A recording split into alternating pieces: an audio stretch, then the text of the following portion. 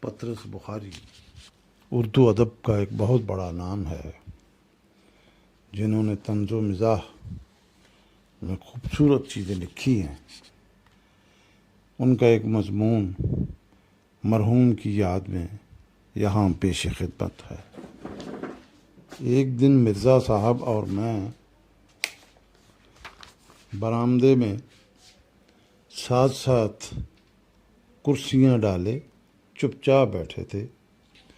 جب دوستی بہت پرانی ہو جائے تو گفتگو کی چنداں ضرورت باقی نہیں رہتی، اور دوست ایک دوسرے کی خاموشی سے بھی لطف اندوز ہو سکتے ہیں۔ یہی حالت ہماری تھی۔ ہم دونوں اپنے خیالات میں غرق تھے۔ مرزا صاحب تو خدا جانے کیا سوچ رہے تھے، لیکن میں زمانے کی ناسازگاری پر غور کر رہا تھا۔ دور سڑک پر تھوڑے تھوڑے وقفے کے بعد ایک موٹر کار گزر جاتی تھی۔ میری طبیعت کچھ ایسی واقع ہوئی ہے کہ جب کبھی کسی کی موٹر کار دیکھوں، مجھے زمانے کی ناسازگاری کا خیال ضرور ستانے لگتا ہے، اور میں کوئی ایسی ترکیب سوچنے لگتا ہوں جس سے دنیا کی تمام دولت سب انسانوں میں برابر تقسیم کی جا سکے۔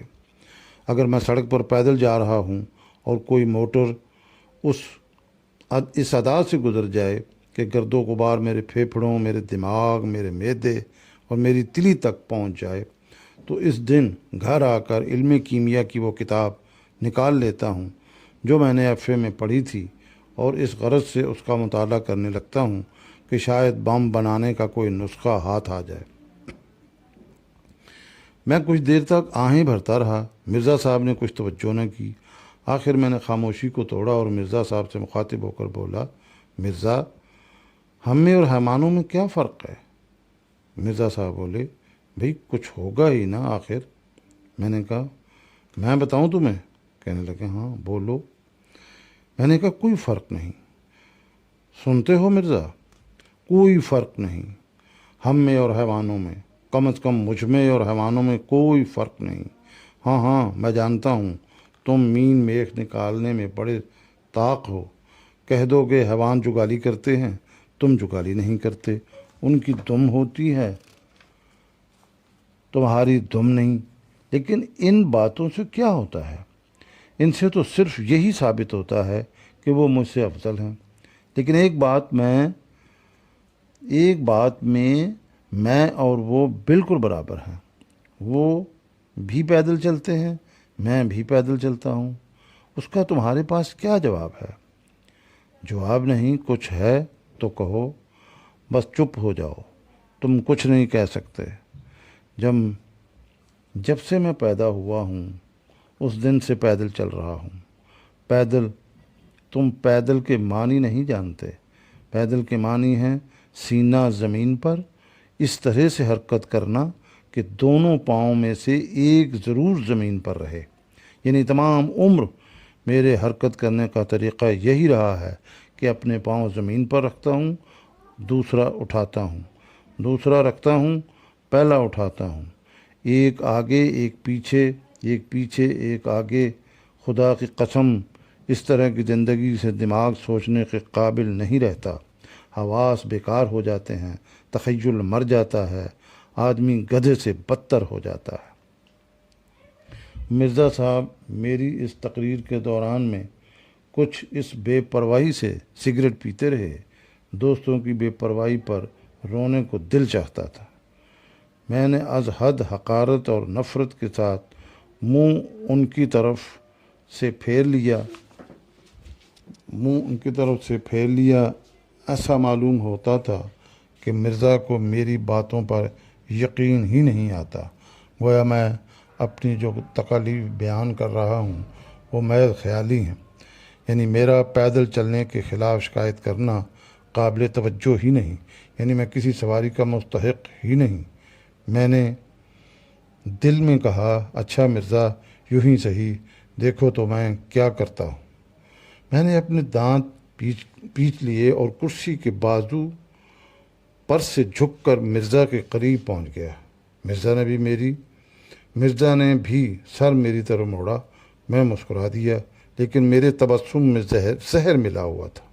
جب مرزا سننے کے لیے بالکل تیار ہو گیا تو میں نے چبا چبا کر کہا، مرزا میں ایک موٹر کار خریدنے لگا ہوں۔ یہ کہہ کر میں بڑے استفنا کے ساتھ دوسری طرف دیکھنے لگا۔ مرزا بولے، کیا کہا تم نے؟ کیا خریدنے لگے ہو؟ میں نے کہا، سنا نہیں تم نے؟ میں ایک موٹر کار خریدنے لگا ہوں۔ موٹر کار ایک ایسی گاڑی ہے جس کو بعض لوگ موٹر کہتے ہیں، بعض لوگ کار کہتے ہیں، لیکن چونکہ تم ذرا کند ذہن ہو اس لیے میں نے دونوں لفظ استعمال کر دیے تاکہ تمہیں سمجھنے میں کوئی دقت پیش نہ آئے۔ مرزا بولے، اب کہ مرزا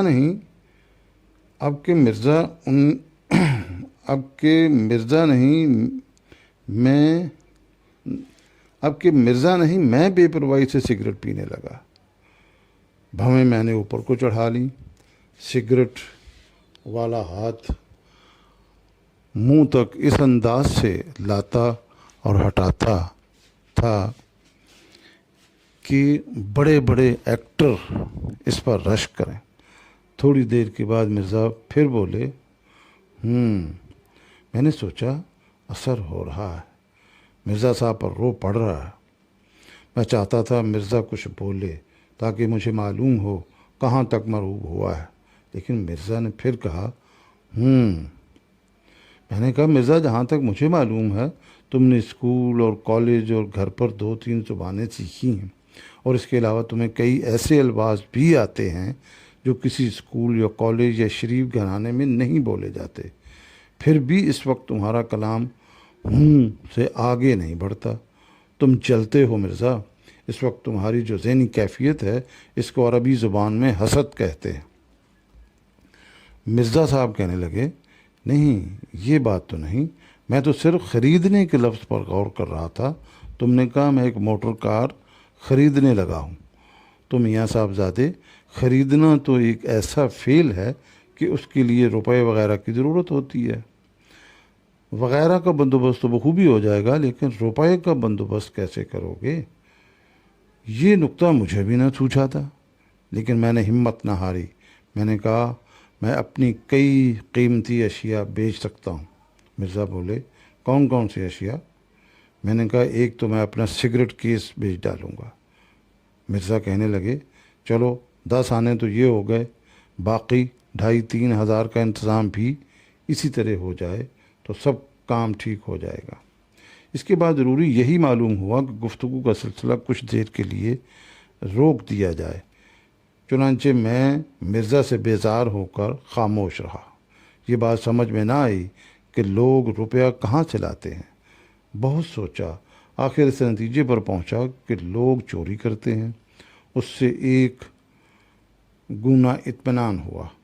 مرزا بولے، میں تمہیں ایک ترکیب بتاؤں، ایک بائیسیکل لے لو۔ میں نے کہا، وہ روپیہ کا مسئلہ تو پھر بھی جوں کا توں رہا۔ کہنے لگے، مفت۔ میں نے حیران ہو کر پوچھا، مفت؟ وہ کیسے؟ کہنے لگے، مفت ہی سمجھو، آخر دوست سے قیمت لینا بھی کہاں کی شرافت ہے۔ البتہ تم احسان قبول کرنا گوارا نہ کرو تو اور بات ہے۔ ایسے موقع پر جو ہنسی میں ہنستا ہوں، اس میں معصوم بچے کی مسرت، جوانی کی جوش دلی، ابلتے ہوئے فواروں کی موسیقی اور بلبلوں کا نغمہ سب ایک دوسرے کے ساتھ ملے ہوتے ہیں۔ چنانچہ میں یہ ہنسا اور اس طرح ہنسا کہ کھلی ہوئی باچھیں پھر گھنٹوں تک اپنی اصلی جگہ پر واپس نہ آئیں۔ جب مجھے یقین ہو گیا کہ یک لخت کوئی خوشخبری سننے سے دل کی حرکت بند ہو جانے کا جو خطرہ ہوتا ہے اس سے محفوظ ہوں، تو میں نے پوچھا، ہے کس کی؟ مرزا بولے، میرے پاس ایک بائیسیکل پڑی ہے، تم لے لو۔ میں نے کہا، پھر کہنا۔ کہنے لگے، بھائی ایک بائیسیکل میرے پاس ہے، جب میری ہے تو تمہاری ہے، تم لے لو۔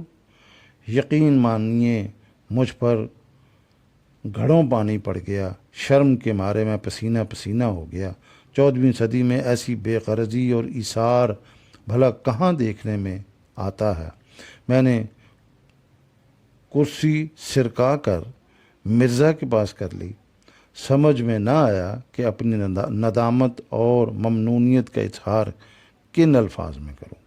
میں نے کہا مرزا، سب سے پہلے تو میں اس گستاخی اور درشتی اور بے ادبی کے لیے معافی مانگتا ہوں جو ابھی ابھی میں نے تمہارے ساتھ گفتگو میں روا رکھی۔ دوسرے، میں آج تمہارے سامنے ایک اعتراف کرنا چاہتا ہوں اور امید کرتا ہوں کہ تم میری صاف گوئی کی داد دو گے اور مجھے اپنی رحم دلی کے صدقے معاف کر دو گے۔ میں ہمیشہ تم کو از حد کمینہ، ممسک، خود غرض اور عیار انسان سمجھتا رہا ہوں۔ دیکھو، ناراض مت ہونا، انسان سے غلطی ہو ہی جاتی ہے، لیکن آج تم نے اپنی شرافت اور دوست پروری کا ثبوت دیا ہے اور مجھ پر ثابت کر دیا ہے کہ میں قابل نفرت، تنگ خیال اور حقیر شخص ہوں۔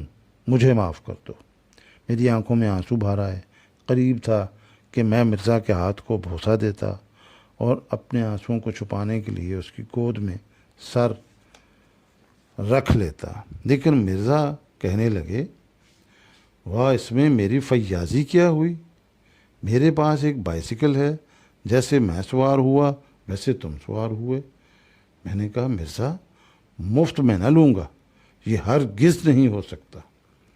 مرزا کہنے لگے، بس میں اس بات سے ڈرتا تھا، تم حساس اتنے ہو کہ کسی کا احسان لینا گوارا نہیں کرتے، حالانکہ خدا گواہ ہے احسان اس میں کوئی نہیں۔ میں نے کہا خیر، کچھ بھی صحیح، تم سچ مچ مجھے اس کی قیمت بتا دو۔ مرزا بولے، قیمت کا ذکر کر کے تم گویا مجھے کانٹوں میں گھسیٹتے ہو، اور جس قیمت پر میں نے خریدی تھی وہ تو بہت زیادہ تھی، اور اب تو وہ اتنے کی رہی بھی نہیں۔ میں نے پوچھا، تم نے کتنے کی خریدی تھی؟ کہنے لگے، میں نے 250 روپے میں لی تھی، لیکن اس زمانے میں بائیسیکلوں کا رواج ذرا کم تھا، اس لیے قیمتیں ذرا زیادہ تھیں۔ میں نے کہا، کیا بہت پرانی ہے؟ بولے، نہیں، ایسی پرانی بھی کیا ہوتی، میرا لڑکا اس پر کالج آیا جایا کرتا تھا۔ اسے کالج چھوڑے ابھی 2 سال نہیں ہوئے، لیکن اتنا ضرور ہے کہ آج کل کی بائیسیکلوں سے ذرا مختلف ہے۔ آج کل تو بائیسیکلیں ٹن کی بنتی ہیں، جنہیں کالج کے سر پھرے لونڈے سستی سمجھ کر خرید لیتے ہیں۔ پرانی بائیسیکلوں کے ڈھانچے مضبوط ہوا کرتے تھے۔ مگر مرزا بولے، 200 روپے تو میں ہرگز نہیں دے سکتا۔ مگر مرزا، 250 روپے تو میں ہرگز نہیں دے سکتا، اتنے روپے میرے پاس کہاں سے آئے؟ میں تو اس سے آدھی قیمت بھی نہیں دے سکتا۔ مرزا کہنے لگے، تو میں تم سے پوری قیمت تھوڑی مانگتا ہوں، اول تو قیمت لینا نہیں چاہتا۔ لیکن میں نے کہا، نہ مرزا، قیمت تو تمہیں لینی پڑے گی۔ اچھا، تم یوں کرو، میں تمہاری جیب میں کچھ روپے ڈال دیتا ہوں، تم گھر جا کر گن لینا، اگر تمہیں منظور ہوئے کل بائیسیکل بھیج دینا، ورنہ روپے واپس کر دینا۔ اب یہاں بیٹھ کر میں تم سے سودا چکاؤں تو کچھ دکانداروں کی سی بات معلوم ہوتی ہے۔ مرزا بولے، بھئی جیسے تمہاری مرضی۔ میں تو اب بھی یہی کہتا ہوں کہ قیمت رہنے دو، لیکن میں جانتا ہوں کہ تم نہ مانو گے۔ میں اٹھ کر اندر کمرے میں آیا۔ میں نے سوچا، استعمال شدہ چیز کی لوگ عام طور پر آدھی قیمت دیتے ہیں، لیکن جب میں نے مرزا سے کہا تھا کہ مرزا، میں تو آدھی قیمت بھی نہیں دے سکتا، تو مرزا اس پر معترض نہ ہوا تھا۔ وہ بیچارہ تو بلکہ یہی کہتا تھا کہ تم مفت میں لے لو۔ آخر بائیسیکل ہے، ایک سواری ہے،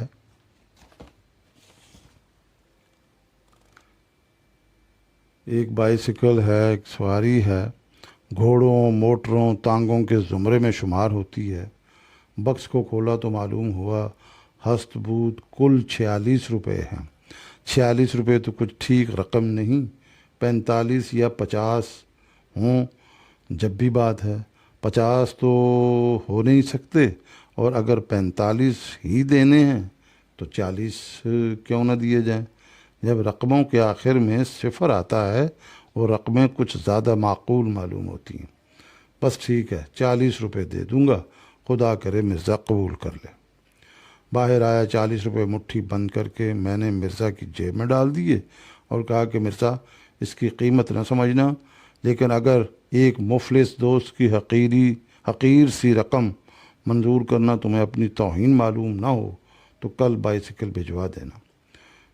مرزا چلنے لگے تو میں نے پھر کہا کل ضرور صبح بھجوا دینا۔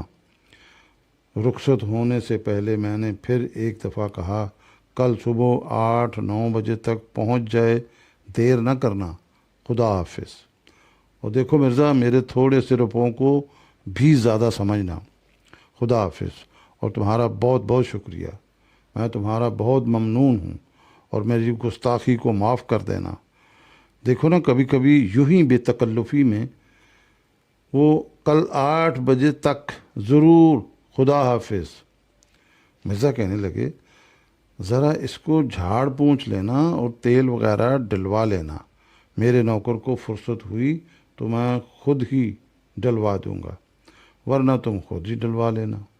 میں نے کہا ہاں وہ سب کچھ ہو جائے گا، تم کل صبح ضرور دینا اور دیکھنا 8 بجے تک یہ 7:30 بجے تک پہنچ جائے۔ اچھا، خدا حافظ۔ رات کو بستر پر لیٹا بائیسیکل پر سیر کرنے کے مختلف پروگرام تجویز کرتا رہا۔ یہ ارادہ تو پختہ کر لیا کہ 2-3 دن کے اندر اندر ارد گرد کی تمام مشہور تاریخی عمارات اور کھنڈروں کو نئے سرے سے دیکھ ڈالوں گا۔ اس کے بعد اگلے گرمی کے موسم میں ہو سکا تو بائیسیکل پر کشمیر وغیرہ کی سیر کروں گا۔ صبح ہوا خوری کے لیے ہر روز نہر تک جایا کروں گا۔ شام کو ٹھنڈی سڑک پر جہاں اور لوگ سیر کو نکلیں گے، میں بھی سڑک کی صاف سطح پر ہلکے ہلکے خاموشی کے ساتھ ہاتھی دانت کی ایک گیند کی مانند گزر جاؤں گا۔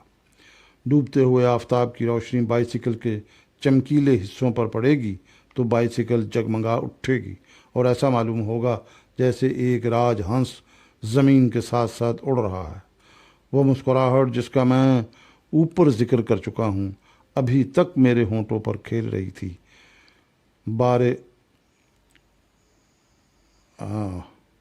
بارہا دل چاہا کہ ابھی بھاگ کر جاؤں اور اسی وقت مرزا کو گلے لگا لوں۔ رات کو خواب میں دعائیں مانگتا رہا کہ خدایا مرزا بائیسیکل دینے پر رضامند ہو جائے۔ صبح اٹھا تو اٹھتے کے ساتھ ہی نوکر نے خوشخبری سنائی کہ حضور بائیسیکل آ گئی ہے۔ میں نے کہا اتنی سویرے؟ نوکر نے کہا وہ تو رات ہی کو آ گئی تھی، آپ سو گئے تھے۔ میں نے جگانا مناسب نہیں سمجھا، اور ساتھ ہی مرزا صاحب کا آدمی یہ ڈھبریاں کسنے کا ایک اوزار بھی دے گیا ہے۔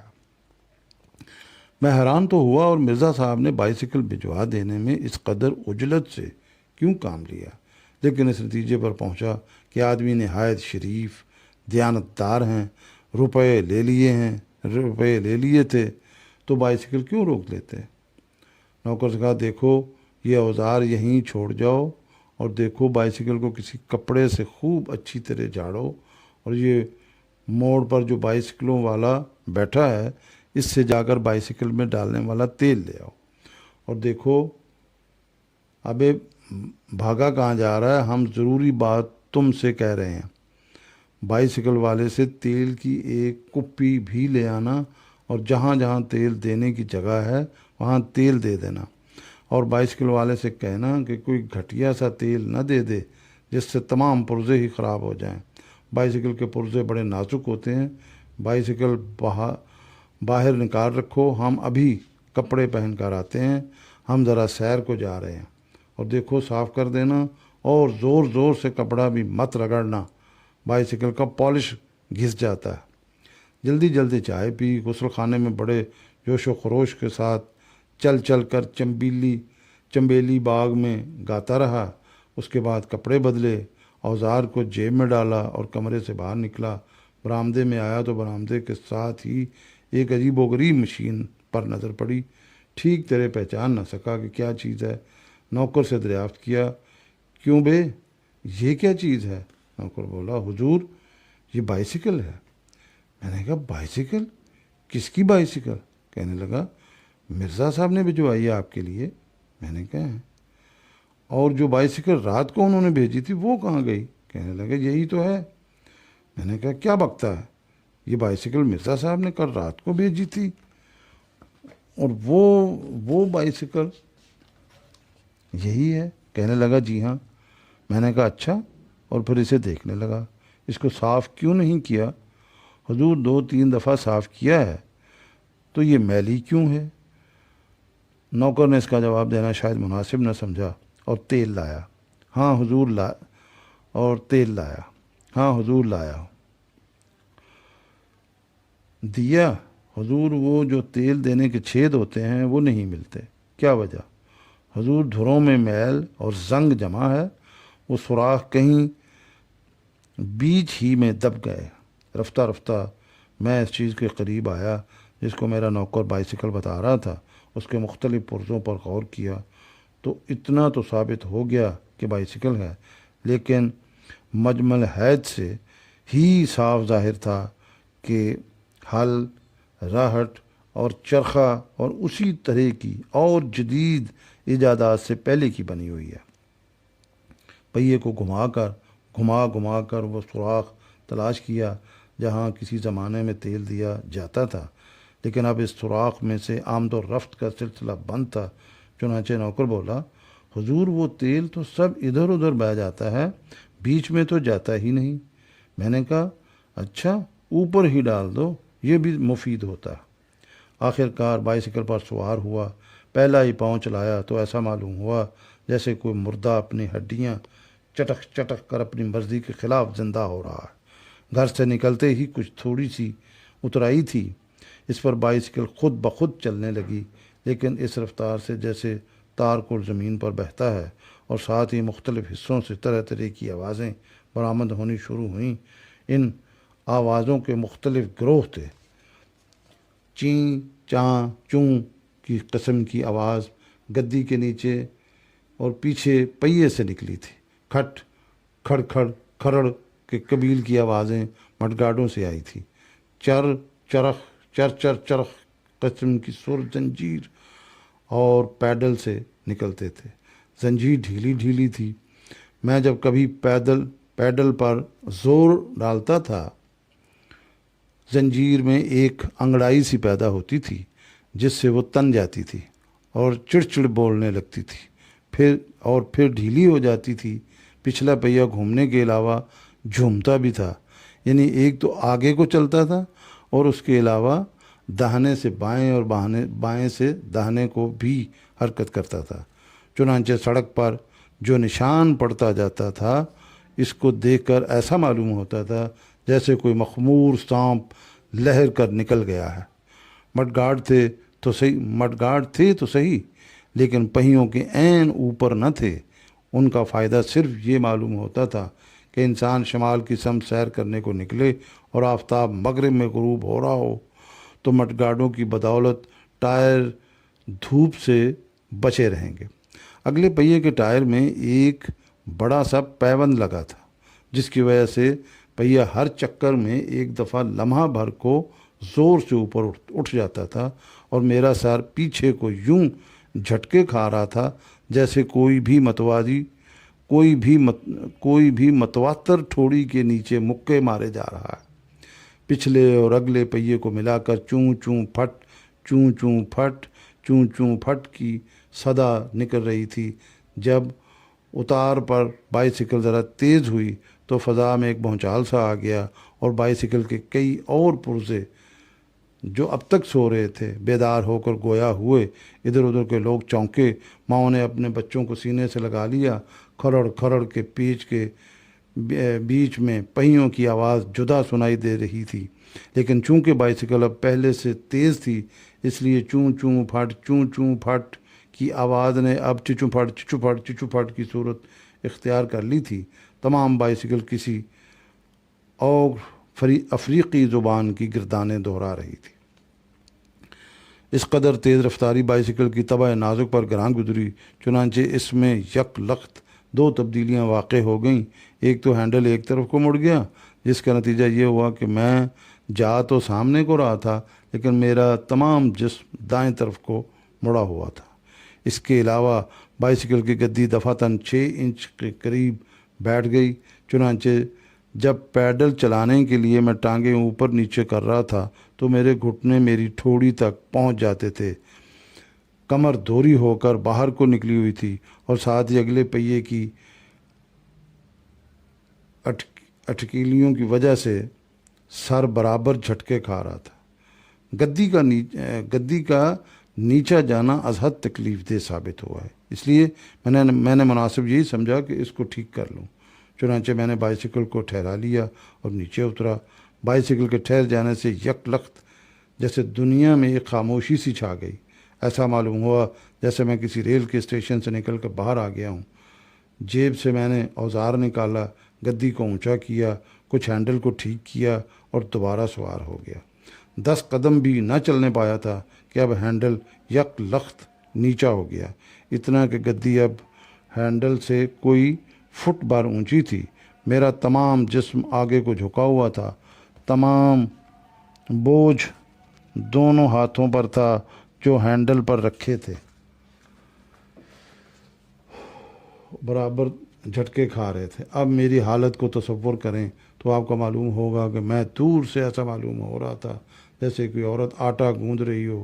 مجھے اس مشابہت کا احساس بہت تیز تھا، جس کی وجہ سے میرے ماتھے پر پسینہ آ گیا۔ میں دائیں بائیں لوگوں کو کنکھیوں سے دیکھتا جاتا تھا، یوں تو ہر شخص میل بھر پہلے ہی مڑ مڑ کر دیکھنے لگتا تھا، لیکن ان میں کوئی بھی ایسا نہ تھا جس کے لیے میری طبیعت ضیافت طبع کا باعث نہ ہو۔ ہینڈل تو نیچا ہو ہی گیا تھا، تھوڑی دیر کے بعد گدی بھی پھر نیچے ہو گئی اور میں ہمہ زمین کے قریب پہنچ گیا۔ ایک لڑکے نے کہا، دیکھو یہ آدمی کیا کر رہا ہے؟ گویا اس بدتمیز کے نزدیک میں کوئی کرتب دکھا رہا تھا۔ میں نے اتر کر پھر ہینڈل اور گدی کو اونچا کیا، لیکن تھوڑی دیر بعد ان میں سے ایک نہ ایک پھر نیچا ہو جاتا۔ وہ لمحے جن کے دوران میرے ہاتھ اور میرا جسم دونوں برابر ایک ہی بلندی پر واقع ہوں، بہت ہی کم تھے۔ ان میں بھی یہی سوچتا رہتا تھا کہ اب گدی پہلے بیٹھے گی یا ہینڈل۔ چنانچہ نڈر ہو کر نہ بیٹھتا، بلکہ جسم کو گدی سے قدرے اوپر ہی رکھتا، لیکن اس سے ہینڈل پر اتنا بوجھ پڑ جاتا کہ وہ نیچا ہو جاتا۔ جب 2 میل گزر گئے اور بائیسیکل اٹھک بیٹھک نے ایک مقرر باقاعدگی اختیار کر لی تو فیصلہ کیا کہ کسی مستری سے پیچ کسوا لینے چاہیے۔ چنانچہ بائیسیکل کو ایک دکان پر لے گیا۔ بائیسیکل کی کھڑکھڑ سے دکان میں جتنے لوگ کام کر رہے تھے سب کے سب سر اٹھا کر میری طرف دیکھنے لگے، لیکن میں نے جی کڑا کر کے کہا، ذرا اس کی مرمت کر دیجئے۔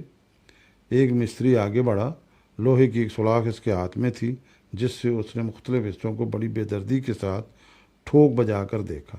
معلوم ہوتا تھا اس نے بڑی تیزی کے ساتھ سب حالات کا جائزہ لے لیا، لیکن پھر بھی مجھ سے پوچھنے لگا، کس پرزے کی مرمت کرائیے گا؟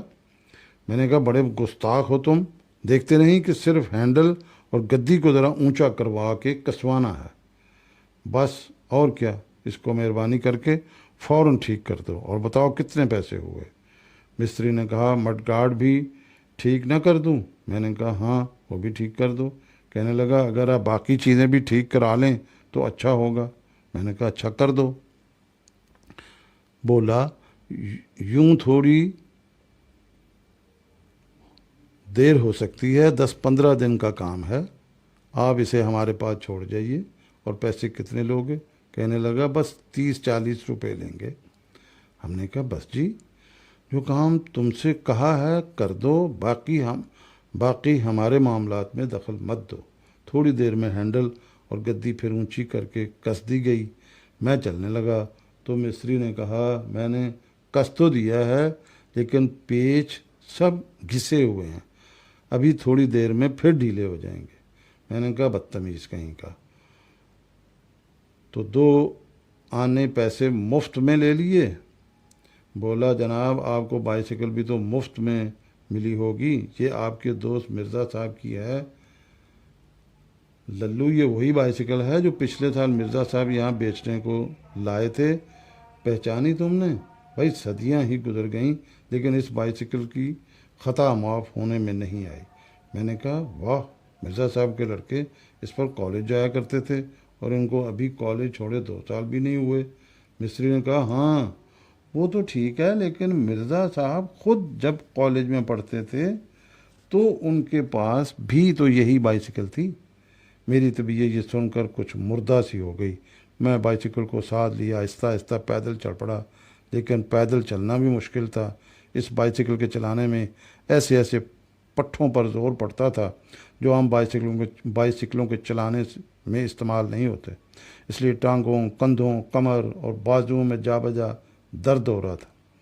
مرزا کا خیال رہ رہ کر آتا تھا، لیکن میں ہر بار کوشش کر کے اسے دل سے ہٹا دیتا تھا، ورنہ میں پاگل ہو جاتا اور جنون کی حالت میں پہلی حرکت مجھ سے یہ سرزد ہوتی کہ مرزا کے مکان کے سامنے بازار میں ایک جلسہ منعقد کرتا جس میں مرزا کی مکاری، بے ایمانی اور دغا بازی پر ایک طویل تقریر کرتا۔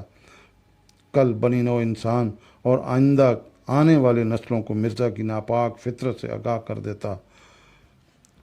اس کے بعد ایک چتا جلا کر اس میں زندہ جل کر مر جاتا۔ میں نے بہتر ہی سمجھا جس طرح ہو سکے اب اس بائسیکل کو اونے پونے داموں بیچ ڈالو، جو وصول ہوا اسی پر صبر شکر کرو، بلا سے 10-15 کا خسارہ ہی صحیح، 40 کے 40 روپے تو ضائع نہ ہوں۔ راستے میں بائسیکلوں کی ایک اور دکان آئی، وہاں ٹھہر گیا۔ دکاندار بڑھ کر میرے پاس آیا، لیکن میری زبان کو جیسے قفل لگ گیا تھا۔ عمر بھر کبھی کسی چیز کے بیچنے کی نوبت نہ آئی تھی، مجھے یہ بھی معلوم نہیں تھا کہ ایسے موقع پر کیا کہتے ہیں۔ آخر بڑے سوچ بچار اور بڑے تأمل کے بعد منہ سے صرف اتنا نکلا کہ یہ بائسیکل ہے۔ دکاندار کہنے لگا پھر؟ میں نے کہا لوگے؟ کہنے لگا کیا مطلب؟ میں نے کہا بیچتے ہیں ہم۔ دکاندار نے مجھے ایسی نظر سے دیکھا کہ مجھے یہ محسوس ہوا مجھ پر چوری کا شبہ کر رہا ہے۔ پھر بائسیکل کو دیکھا، پھر مجھے دیکھا، پھر بائسیکل کو دیکھا۔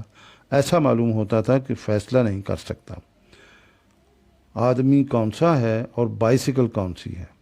آخر کار بولا کیا کریں گے آپ اس کو بیچ کر؟ ایسے سوالوں کا خدا جانے کیا جواب ہوتا ہے۔ میں نے کہا کیا تم یہ پوچھنا چاہتے ہو کہ جو روپے مجھے وصول ہوں گے ان کا مصرف کیا ہوگا؟ کہنے لگا وہ تو ٹھیک ہے، مگر کوئی اس کو لے کر کرے گا کیا؟ میں نے کہا اس پر چڑھے گا اور کیا کرے گا؟ کہنے لگا اچھا چڑھ گیا تو پھر؟ میں نے کہا پھر کیا، چلائے گا اور کیا؟ دکاندار بولا اچھا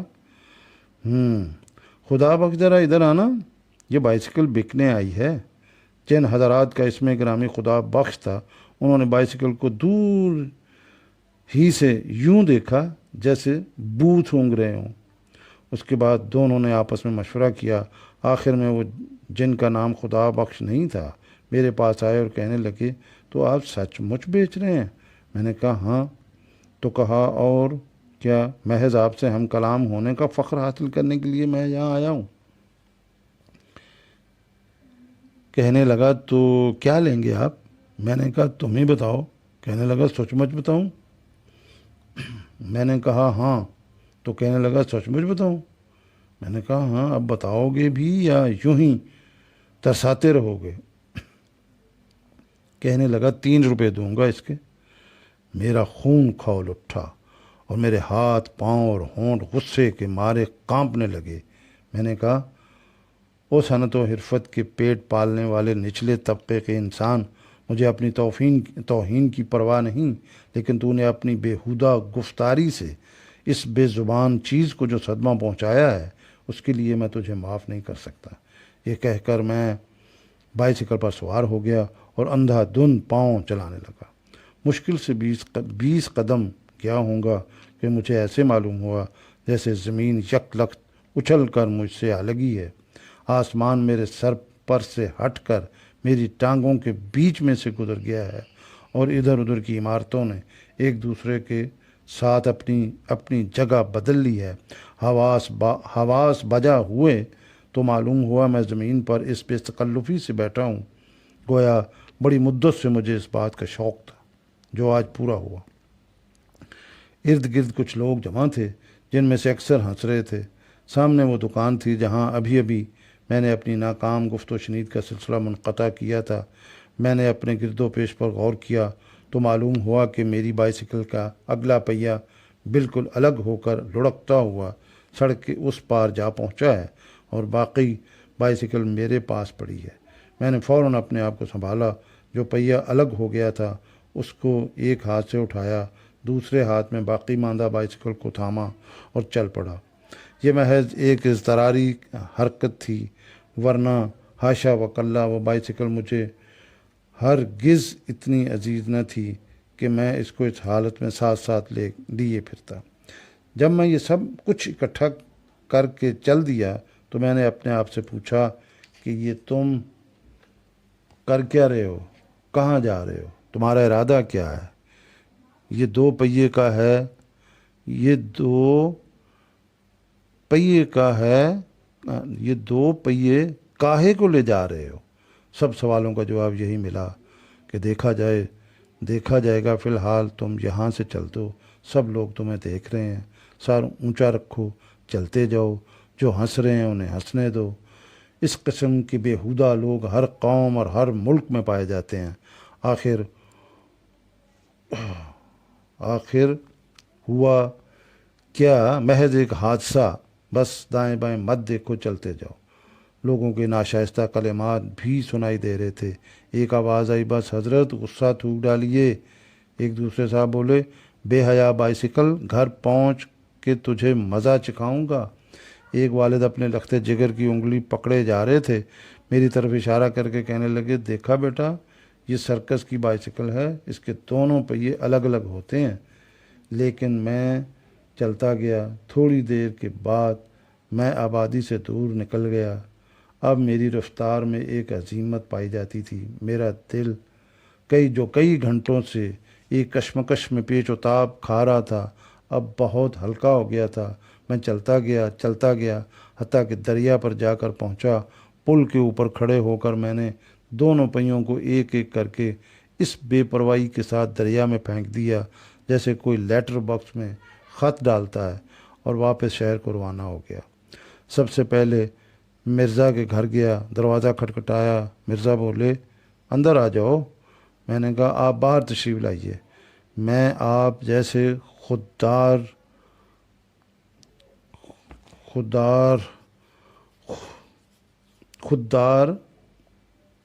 سیدہ بزرگ کے گھر میں وضو کے بغیر کیسے داخل ہو سکتا ہوں؟ باہر تشریف لائے تو میں نے وہ اوزار ان کی خدمت میں پیش کیا جو انہوں نے بائیسیکل کے ساتھ مفت ہی مجھ کو عنایت فرمایا تھا، اور کہا، مرزا صاحب، آپ ہی اس اوزار سے شوق فرمایا کیجیے، میں اب اس سے بے نیاز ہو چکا ہوں۔ گھر پہنچ کر میں نے پھر علم کیمیا